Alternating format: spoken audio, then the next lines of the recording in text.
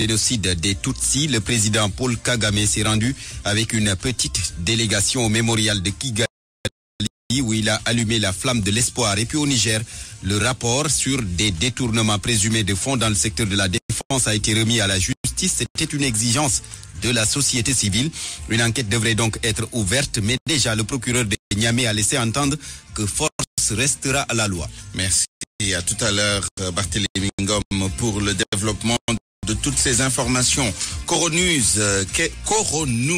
l'actualité de la pandémie Covid-19 au Sénégal, en Afrique et dans le monde, ce sera avec Youssouf Bodian. Et puis à Point de vue, nous débattrons de la décentralisation de la stratégie de riposte au Covid-19, avec notamment le rôle et les responsabilités des autorités administratives et municipales dans la lutte. À la mise en onde, Abdoulaye Diop.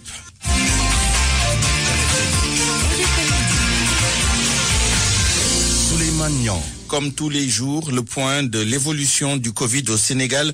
Le virus continue à gagner du terrain et le profil épidémiologique du Sénégal connaît une transition avec le recul, voire la fin des cas importés et l'augmentation des cas de contamination communautaire. D'abord, le bilan du jour avec le directeur de cabinet du ministre de la Santé et de l'Action sociale, le docteur Aloïse Walidjouf. Communiqué numéro 38 du mercredi 8 avril 2020. Le ministère de la Santé et de l'Action sociale a reçu les résultats des examens virologiques ci-dessous. Sur 108 tests réalisés, 7 sont revenus positifs. Il s'agit de 2 cas contacts suivis par nos services et de 5 cas issus de la transmission communautaire. 8 patients hospitalisés ont été contrôlés négatifs et déclarés guéris. L'état de santé des patients hospitalisés est stable. À ce jour, 244 cas ont été déclarés positifs, dont 113 guéris, 2 décédés, 1 évacué et donc 128 sous traitement.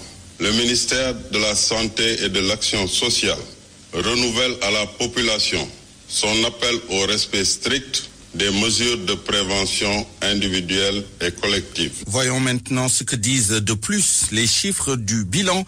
Où sont les nouveaux cas et comment évolue la maladie? Analyse réalisée par Awambaye. 7 cas positifs de plus que la veille. Le Sénégal comptabilise à ce jour 244 cas confirmés. Dans le district de Pikine, le nombre de contaminés passe de 6 à 9, soit 3 de plus.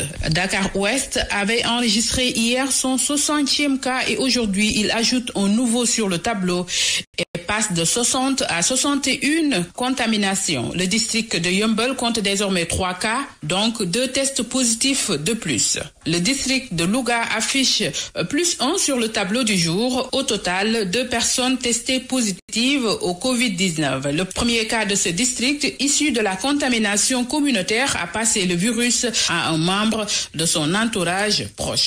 Vous l'avez dit, Awambaye, Louga enregistre son 2e cas de coronavirus. Il s'agit d'un cas contact suivi, issu du premier cas communautaire, un cas suspect qui partage la même profession que le premier cas sous surveillance. Le comité de gestion des épidémies de la région en réunion actuellement. Abraham Polpouille. Le coronavirus commence à s'installer à Louga.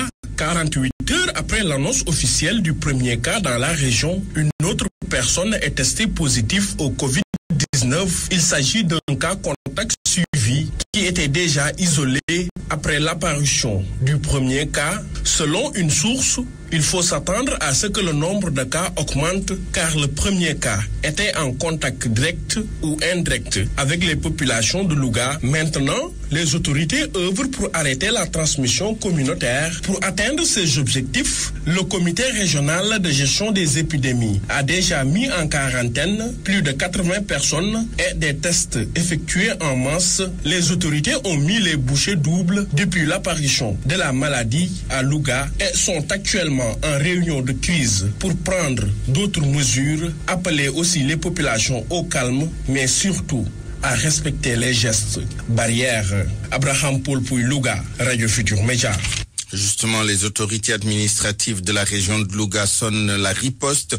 D'importantes mesures sont prises pour arrêter la propagation de la maladie. Écoutons le gouverneur El Hadj Bouya Amar au micro d'Abraham Polpouille.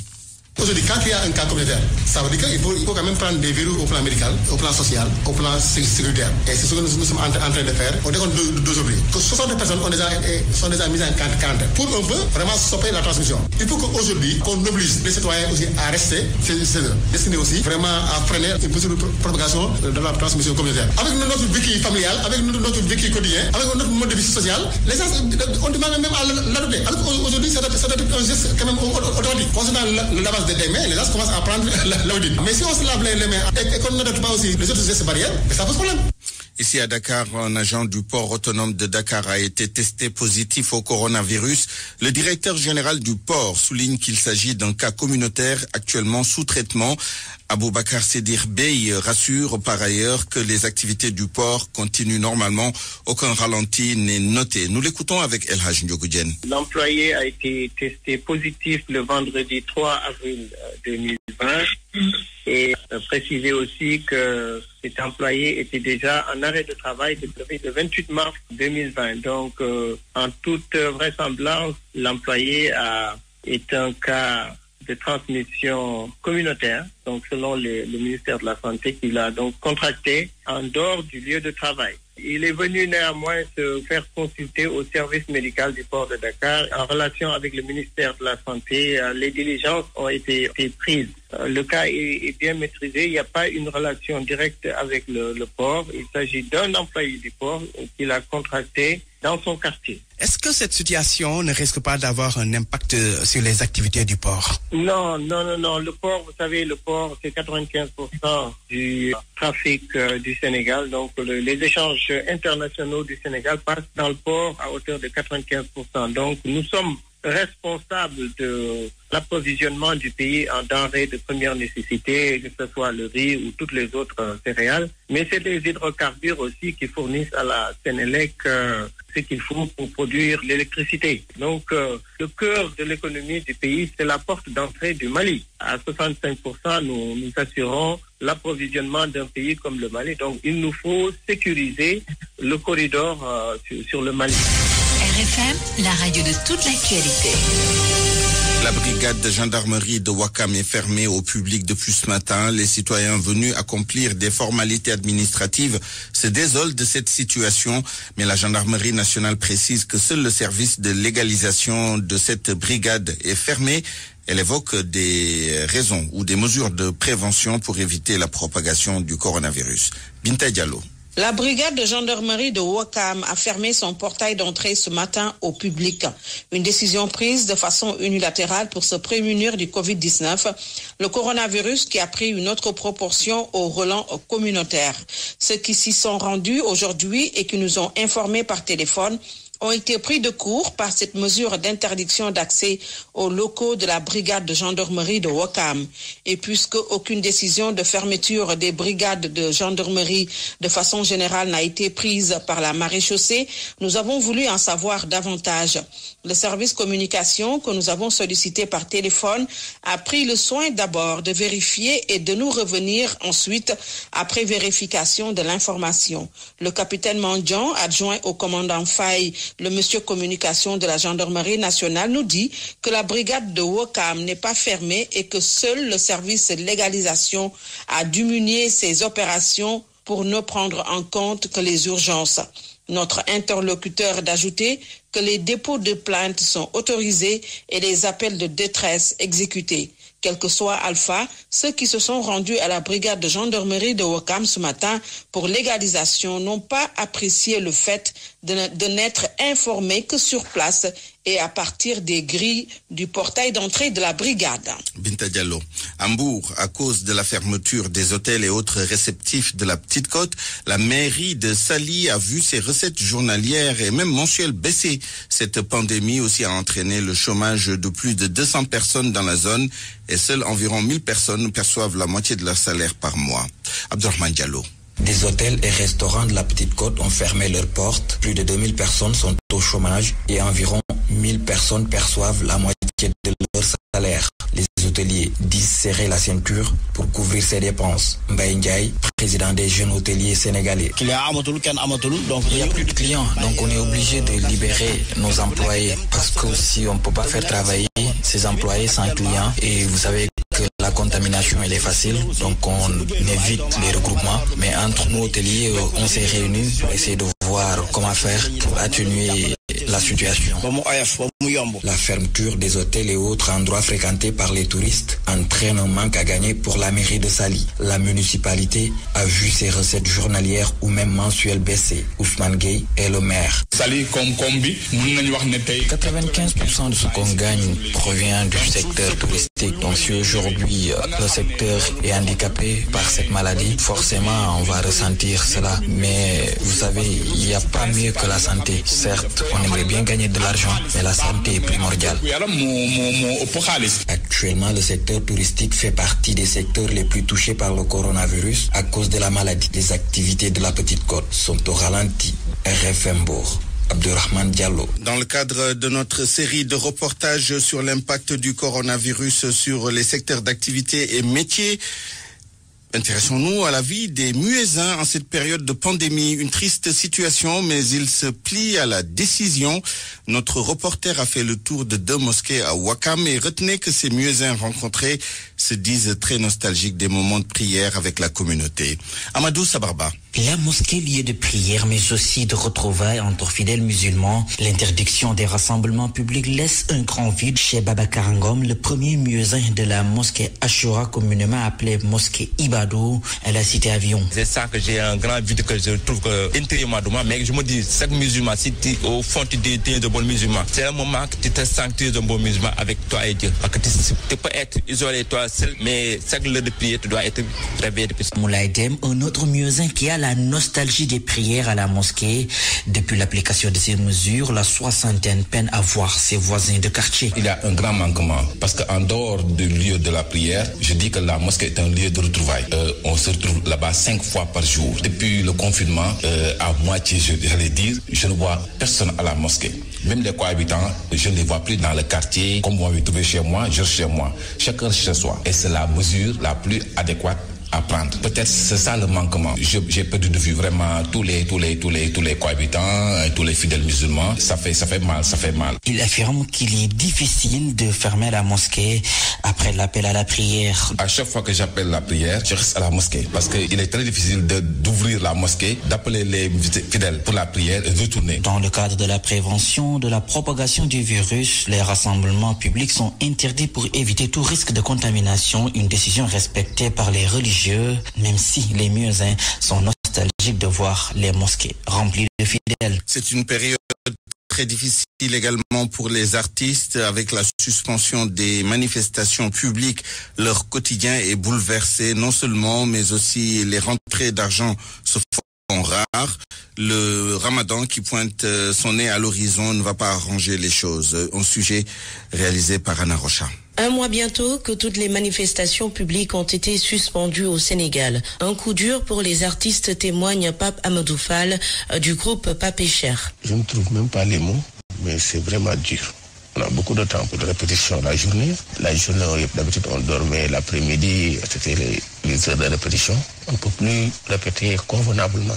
Les musiciens n'habitent pas ensemble, ils sont un peu loin. En fait, c'est tout leur quotidien qui est bouleversé. Habitués à vivre la nuit sur scène, la maison et les réseaux sociaux sont devenus leur lieu de travail, explique Oumi Gueye, OMG, de son nom d'artiste. C'est vrai que c'est pas évident pour les artistes, c'est pas très facile, on ne travaille pas sur la scène bien sûr, mais à côté de cela, en fait, il y a certains avantages où déjà on se repose et on travaille aussi sur de nouvelles chansons, mais également on sensibilise la population par rapport à cette pandémie. C'est vrai que la scène nous manque. Les contrats suspendus et le Ramadan qui débute dans moins de 3 semaines va davantage compliquer leur situation. On va aller sur 1-2 mois, voire 3, où on va pas vraiment avoir de revenus. Et comme on sait, on n'est ni milliardaire ni millionnaire.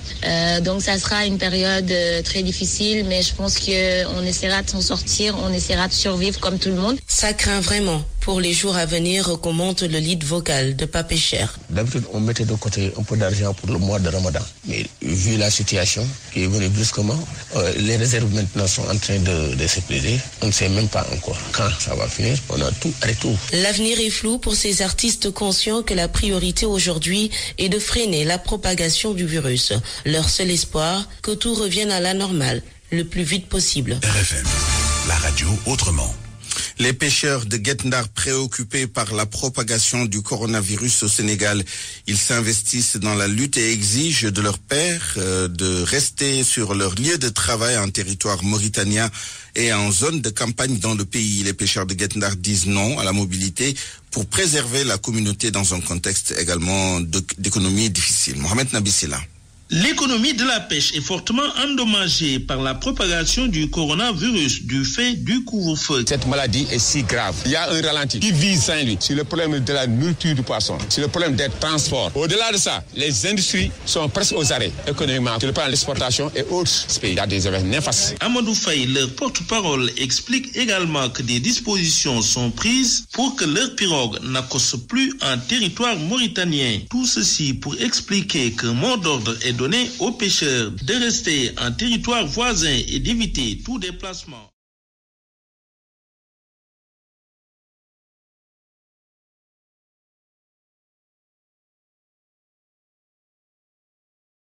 Procéder à une remise de dons en matériel de détergent pour participer à la lutte contre le coronavirus. RFM Saint-Louis, Mohamed Nabissila. Et comme vous le savez, le quai de pêche de Yarakh a été hier le théâtre de violence entre les pêcheurs de la dite localité et ceux venus de Saint-Louis.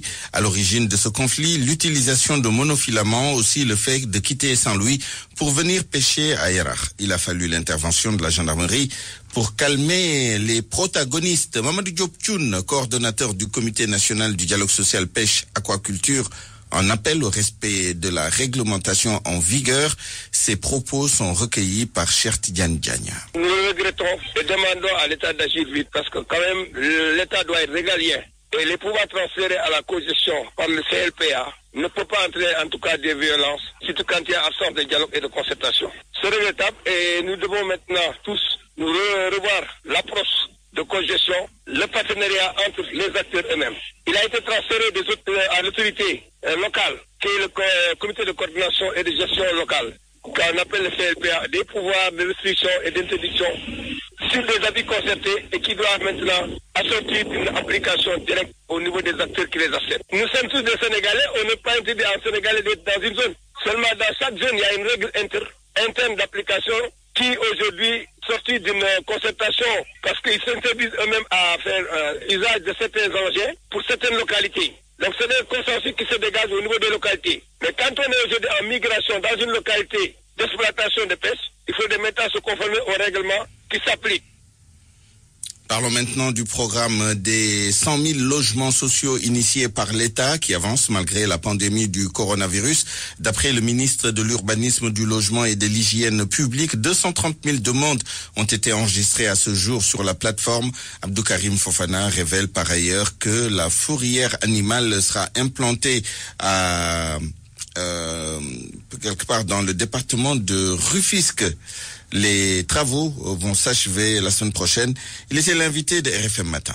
Beaucoup de choses sont au ralenti, mais au contraire, nous en profitons parce que nous sommes à l'étape d'étude pour la prise de possession de sites qui nous permettent d'avancer sur ce projet. Sur la plateforme, les inscriptions ont dépassé les 230 000 pour un programme de 100 000 logements. 100 000 pour les 5 prochaines années. Donc ça montre toute la pertinence du programme présidentiel. Les Sénégalais ont besoin de logements. 230 000 demandes pour 100 000 logements. Comment vous allez gérer la situation? Si nous arrivons à réaliser 100 000 logements, déjà nous permettons de satisfaire à une grande demande des Sénégalais. En général, on dit que dans le monde libéral, dans le monde occidental développé, la moitié des populations n'ont pas accès à la propriété du logement. Il y a quelque temps, vous aviez annoncé une fourrière animale pour les animaux qui divaguent dans les rues de Dakar. Aujourd'hui, est-ce que vous en êtes? Est-ce que cette fourrière animale est déjà fonctionnelle? Elle n'est pas encore fonctionnelle, mais les travaux vont se terminer cette semaine. Donc normalement, la semaine prochaine, cette fourrière sera opérationnelle et pourra être utilisée pour récupérer tous ces animaux en divagation. Nous y travaillons avec les services de la DLE, mais aussi la commune de Yenne. Donc ça va nous permettre de régler un certain nombre de problèmes. Vous l'avez vu, nous avons livré hier 4 giratoires. Nous avons une grande ambition pour réaliser 108 giratoires dans la région de Dakar avant d'aller dans les régions. Donc aujourd'hui, l'un des plus gros problèmes, l'un des plus gros risques pour ces giratoires et ces espaces aménagés, ce sont les animaux en divagation qui viennent détruire les fleurs et les aménagements réalisés. Et puis sachez que dans l'affaire de la mort de Iba Thiam lors d'une soirée privée dans la nuit du vendredi au samedi dernier, les 7 personnes interpellées ont été déférées ce matin et se trouvent actuellement dans la cave du palais de justice de Dakar dans l'attente d'être entendues par le procureur de la République. Il est 12h22. RFM. L'actualité internationale. Bonjour Barthélémy Ngom. Rebonjour Souleymane. À l'image du Sénégal, la Mauritanie a adopté hier une loi d'habilitation. Eh bien oui, une loi qui autorise au chef de l'État de prendre par ordonnance les mesures nécessaires pour lutter contre le Covid-19. Nouakchott Mohamed Diop. Il faut gagner du temps si nous voulons vaincre le Covid-19. Pour cela, le législatif doit céder provisoirement ses prérogatives à l'exécutif. C'est en substance le message du ministre de la Justice, Haïmoud Ould Ramdan, qui défendait le texte devant les députés. L'adoption de la loi d'habilitation est en application de l'article 60 de la Constitution. Elle permet au gouvernement de prendre par ordonnance les mesures nécessaires pour lutter contre la propagation du nouveau coronavirus. Mais déjà, l'exécutif rassure d'appliquer les dispositions prises avec transparence, précision et rigueur. Pour leur part, les députés ont estimé pertinents les motifs avancés par le gouvernement. Mais ils ont profité de cette occasion pour demander l'allègement du couvre-feu et de trouver une solution aux citoyens bloqués aux frontières. Mohamed Diop, Nouakchott, RFM. Coronavirus, pas d'accord entre les ministres des Finances de l'Union européenne. Un désaccord après une nuit entière de discussion. Les pays du Nord et les pays du Sud s'opposent à la réponse économique à apporter face aux ravages causés par la pandémie du coronavirus. Soda Thiam. Les ministres des Finances des pays de l'Union européenne ont discuté pendant 16 heures. Et finalement, Mario Centeno, président de l'Eurogroupe, a annoncé sur Twitter qu'aucun accord n'a été trouvé quant à la réponse commune à apporter à la crise économique causée par la pandémie de Covid-19. Les ministres des Finances des 27 réunis en visioconférence s'opposent toujours. Le plan initial comprenait le prêt d'un fonds de secours d'un montant pouvant aller jusqu'à 240 milliards d'euros, soit plus de 150 000 milliards de francs CFA, un fonds de garantie pour les entreprises et un soutien au chômage partiel. Mais les pays du Sud, qui comptent parmi les plus touchés par la pandémie, à savoir l'Italie, l'Espagne, la France, la Grèce, entre autres, réclament un effort financier sans précédent et plus important. Objet majeur de leur demande, la création d'un instrument de dette commun. Les pays du Nord, vertueux, parmi lesquels la Finlande, les Pays-Bas, l'Autriche ou encore la Suède, s'opposent notamment à l'idée d'une mutualisation des dettes, jugeant certains États du Sud endettés, trop laxistes. S'il semble y avoir un consensus a priori sur les investissements privés qui pourraient être financés par la Banque européenne d'investissement et sur le chômage partiel qui pourrait être financé par des emprunts de la Commission européenne, la question d'un instrument de solidarité pour mutualiser temporairement la dette révèle de véritables lignes de fracture. Les discussions doivent reprendre jeudi 9 avril. Si un accord était trouvé, il devrait encore être approuvé par les chefs d'État et de gouvernement qui avaient eux-mêmes tenu une réunion de crise le 26 mars et n'avaient pas trouvé de terrain d'entente. Notez qu'en Afrique du Sud, le président Cyril Ramaphosa a suspendu sa ministre de la Communication Stella Ndabemi Abraham aurait violé le confinement en allant participer à une fête chez des amis. Ce qui, selon Cyril Ramaphosa, est une violation flagrante du confinement anti-coronavirus. Le président sud-africain a imposé à ses 57 millions de concitoyens de rester chez eux jusqu'au 16 avril prochain. Très bien. Le Rwanda confiné commémore le génocide des Tutsis. Les 26e commémorations ont été lancées par le président Paul Kagame. Il s'est rendu hier avec une petite délégation au mémorial de Kigali où il a allumé la flamme de l'espoir. Il s'est également adressé aux Rwandais via un message vidéo un message de soutien et de remerciement pour ces commémorations toutes particulières pour lesquelles les Rwandais sont invités à se recueillir chez eux. Le génocide rwandais avait fait 800 000 morts, en majorité des Tutsis selon les chiffres de l'ONU, d'une durée de 100 jours entre le 7 avril 1994 et le 17 juillet de la même année. Ce fut donc le génocide le plus rapide de l'histoire. Pour certains, l'élément déclencheur du génocide entre Hutus et Tutsis a été l'attentat du 6 avril 1994 qui a visé l'avion du président Juvenal Habyarimana. Au Niger, le rapport sur les détournements présumés de fonds dans la défense remis à la justice. C'était une exigence de la société civile. Une enquête devrait donc être ouverte sur la destination de cet argent. Pour rappel, c'est en février dernier qu'un audit révélait des surfacturations ou des livraisons de matériel jamais effectuées. Oumoukal Soumli. En février dernier, un audit relevait des surfacturations et des livraisons de matériel jamais effectuées. Un manque à gagner pour l'État estimé à près de 100 milliards de francs CFA. Un scandale qui éclabousse jusque des proches de la mouvance présidentielle. Tous les mises en cause seront-ils pour autant poursuivis? Entre autres questions soulevées, le gouvernement avait menacé de transmettre à la justice uniquement le dossier de ceux qui ne remboursaient pas. Le procureur assure que des poursuites seront engagées sans donner plus de détails. Ce transfert de documents du ministère de la Justice était réclamé par la société civile. Elle avait d'ailleurs organisé une manifestation le 15 mars dernier, dont 3 personnes étaient décédées, 8 autres arrêtées selon la Fédération internationale des droits de l'homme. Certains sont toujours en prison. Selon le procureur de Niamey, l'État sera intégralement mis dans ses droits et force restera à la loi. Alors, ce sera tout pour ce journal international, Souleymane. Merci à vous, Barthélémy Ngom. L'info, c'est ici. L'info, c'est ici. L'actualité du Covid-19 au Sénégal, en Afrique et dans le monde, c'est Coronews et c'est présenté par Youssouf Bodion. Le Sénégal a annoncé ce mercredi 7 nouveaux cas, dont 5 communautaires, le plus grand nombre enregistrés en une journée chez nous. Pour éviter la propagation du virus, la délivrance des autorisations spéciales de circuler est suspendue par le ministère de l'Intérieur. Sao Tomé et Principe annonce ses 4 premiers cas de coronavirus. L'archipel était jusque-là parmi les 4 pays épargnés sur le continent. En l'absence du matériel nécessaire pour réaliser les tests à Sao Tomé et Principe, les échantillons ont été transmis au Gabon avec le soutien de l'OMS. Sur le continent, l'Algérie a le plus grand nombre de morts, 193 pour 1468 cas, 94 décès recensés en Égypte qui compte 1450 cas.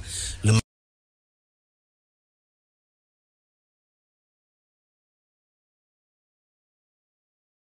Maroc a déploré 90 décès pour 1184 cas. En Afrique de l'Ouest, le Burkina Faso reste le pays le plus touché par la pandémie, 19 décès pour un total de 384 cas. En Afrique du Sud, le ministre de la Communication, suspendu 2 mois pour violation du confinement. Stella Ndambeni Abrahams a été prise en flagrant délit de violation du confinement sur une photo publiée dimanche sur Instagram. Elle apparaît en train de déjeuner avec 5 autres personnes au domicile d'un ex-ministre. L'Afrique du Sud a imposé à ses 57 millions d'habitants de rester chez eux jusqu'au 16 avril. C'est pour enrayer la pandémie de Covid-19 qui a infecté plus de 1700 personnes et fait 13 morts dans le pays. Depuis le début de la pandémie de coronavirus, Ethiopian Airlines, la première compagnie aérienne d'Afrique, a déjà perdu un demi-milliard de dollars selon son PDG. La compagnie a fermé la plupart de ses lignes passagers et s'est tournée pour atténuer cet impact vers les vols charter et fret. Ethiopian Airlines va continuer à assurer 19 destinations passagères contre 110 avant la crise. L'Éthiopie, deuxième pays le plus peuplé du continent avec quelques 105 millions d'habitants, compte officiellement 52 cas de coronavirus. Dans le reste du monde, on s'approche des 100 000 morts avec plus de 80 000 recensés mardi par l'agence France-Presse. Aux États-Unis, le Covid-19 a tué près de 2000 personnes en 24 heures, soit le pire bilan journalier dans un seul pays depuis le début de la pandémie. Par ailleurs, le pays compte à lui seul plus d'un quart des cas officiellement déclarés à travers le monde, 380 96 223 au total, soit 29 609 de plus sur une journée. Hier, Donald Trump a menacé de suspendre la contribution américaine à l'Organisation mondiale de la santé. Il dénonce sa gestion de la pandémie du coronavirus et une attitude à ses yeux trop favorable à Pékin. En Italie, le pays européen le plus touché, le nombre de malades en soins intensifs a baissé mardi pour la 4e journée consécutive. Toutefois, le pays a passé la barre des 17 000 morts avec 604 nouveaux décès en 24 heures. L'Espagne a recensé 757 morts du Covid-19 en 24 heures mercredi, portant le bilan à 14 555 décès, alors que la pandémie avait donné des signes d'accalmie la semaine dernière. Au Royaume-Uni, le Premier ministre Boris Johnson est toujours en soins intensifs. Il serait conscient et ne serait pas placé sous respiration artificielle. Son état est donc stable. Le nouveau coronavirus a tué près de 6200 personnes au Royaume-Uni. Pendant ce temps, la Chine a annoncé hier mardi l'ouverture de la ville de Wuhan, là où a débuté la pandémie. Le confinement qui dure depuis fin janvier n'est pas levé pour les 11 millions d'habitants de cette ville. Au lendemain d'un bilan journalier qui ne déplorait aucun mort pour la première fois depuis début janvier, la Chine a annoncé ce mercredi matin 2 décès dus au Covid-19. À ce jour, plus de 4 milliards de personnes, soit la moitié de la population mondiale, sont toujours contraintes de rester confinées chez elles dans près de 100 pays. Pour terminer ce Coronews, nous faisons le point sur la recherche de remèdes contre le Covid-19. La Chine compte 60 études actives, les États-Unis 49 et la France 26 études actives. Justement, l'Hexagone a démarré hier mardi la transfusion de plasma de patients guéris. L'essai clinique vise à mesurer l'efficacité de la transfusion de plasma de patients. Ce dernier consiste à transfuser du plasma sanguin de personnes guéries du Covid-19 vers des patients aigus de la maladie. De son côté, le CHU d'Angers a annoncé avoir lancé une étude avec 32 autres hôpitaux français pour mesurer les effets de l'hydroxychloroquine sur le coronavirus. Les résultats sont attendus dans les prochaines semaines. Mais en attendant, cette molécule continue de donner des résultats satisfaisants, notamment au Sénégal. RFM, presse du jour. Revue de presse signée par Barthélémy Ngom. Bonjour.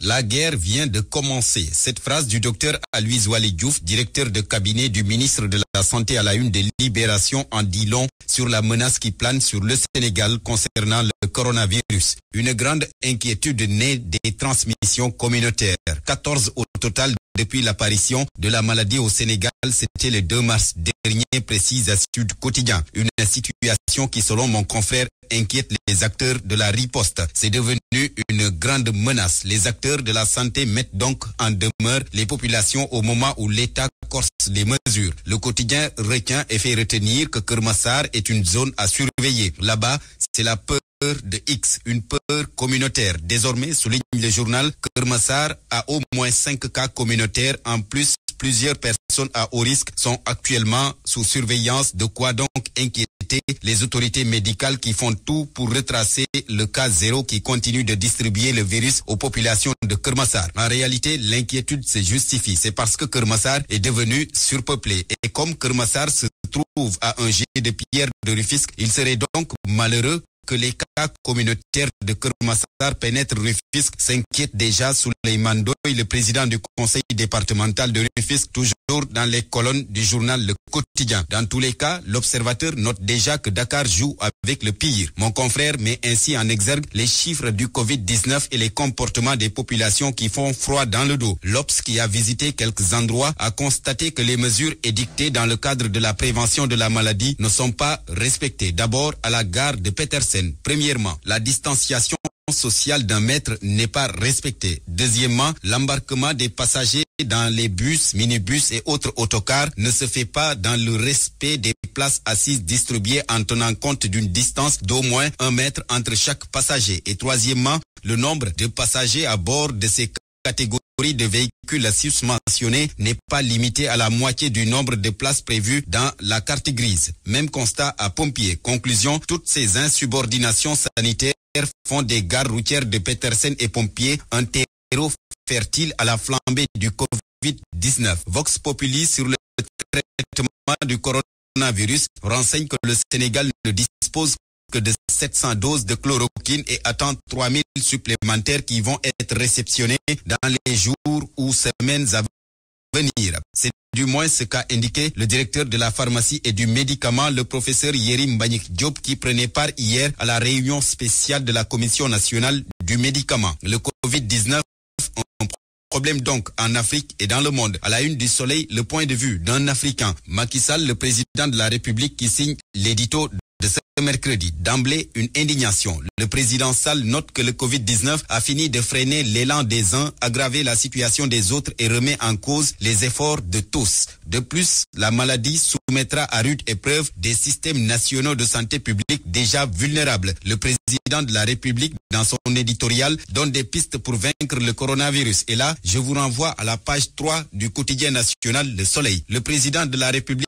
que l'on retrouve encore dans l'Observateur. Mon confrère note que Macky envoie l'armée chez les populations. De quoi s'agit-il? L'Obs répond et souligne que le chef de l'État se veut clair dans sa démarche. En père de la nation, il fait tout pour une distribution optimale de l'aide alimentaire aux populations. Après avoir confié la tâche à Mansour Faye, qui lui aussi se bat pour traduire en acte sa volonté, le président a mis l'armée dans le coup pour plus d'efficacité et d'efficience dans la distribution. L'armée sera donc au cœur du dispositif selon les informations de l'Observateur. Déjà, ajoute le journal, les services du ministère du Développement communautaire, de l'équité sociale et territoriale travaillent sur des schémas de distribution en relation avec les forces de défense et de sécurité. Le processus d'appel d'offres est bouclé et les contrats vont être signés aujourd'hui, informe encore le journal du groupe Futur Média. Sur le même sujet, Enquête note que la bataille a commencé pour le contrôle du marché de la distribution de ces dons alimentaires. C'est un enjeu de taille. Oui, un enjeu de 50 milliards de francs CFA pour dire donc que la bataille sera dure. En attestent déjà les réactions des uns et des autres. D'abord, Birahim Seck du Forum civil qui soutient que le critère relatif à la sélection des prestataires disposant d'un parc opérationnel d'au moins 50 camions est discriminatoire et favorise la surfacturation. Mais pour un collaborateur de Mansour Faye, rien n'interdit à ceux qui n'ont pas 50 camions de s'associer pour intervenir dans l'exécution du marché. Et Gora Khouma recommande la reconduite de la formule qui a cours depuis Abdou Diouf. Tout cela pour dire que la distribution de l'aide alimentaire risque de faire un grand bruit au Sénégal. Le Sénégal qui justement a été épinglé par Amnesty International dans son rapport 2019. C'est là ce qui nous le dit ce matin. Le rapport, selon le journal, cite l'incarcération d'activistes, de politiciens, la répression de manifestations, l'exclusion de Khalifa Sall et Karim Wade de la présidentielle passée. Le quotidien Est Sud informe également de cette mauvaise note d'Amnesty au Sénégal. L'ONG file un gros zéro au Sénégal, embraye les Échos. Restons avec ce journal qui nous livre les résultats de l'enquête sur la mort de Iba Thiam. 7 jeunes ont été arrêtés, informe les Échos. Le gang des fils à papa et un policier, ajoute la Tribune, vont être déférés aujourd'hui. Libération sur cette affaire. Iba Thiam fait des révélations sur l'autopsie, sur les prélèvements effectués dans l'appartement, sur les perquisitions, sur l'audition de Rougui Diao hier et sur les dépositions des mises en cause présumées. Ces mises en cause présumées, selon l'Observateur, sont au nombre de 8 plus le policier qui a été arrêté pour complicité. Enquête saisie et note qu'une kyrielle de délits pèse sur leur dos. L'autopsie, selon le journal, atteste que la demoiselle Iba Thiam est morte d'overdose d'intoxication par drogue. Le sport pour terminer. Record. Le quotidien sportif du groupe Futur Média qui revisite la carrière de Sadio Mané. Ses débuts, les sacrifices consentis, son ascension, Sadio, la saga d'un Made in Sénégal, écrit le journal. Un autre lion à la une de Stade Quotidien. Abdoulaye Diallo, le gardien de la tanière. 18 sélections, 8 buts encaissés, 9 clean sheets, en vol brisé de l'ange gardien, titre mon confrère. Talentueux, serein et doté d'un bon état d'esprit, Diallo a vu son essor compromis par une série de blessures et un manque de stabilité en club, écrit Stade. Bonne lecture. Point de vue. Regard croisé sur l'actualité du jour. À 12h bientôt 40 minutes.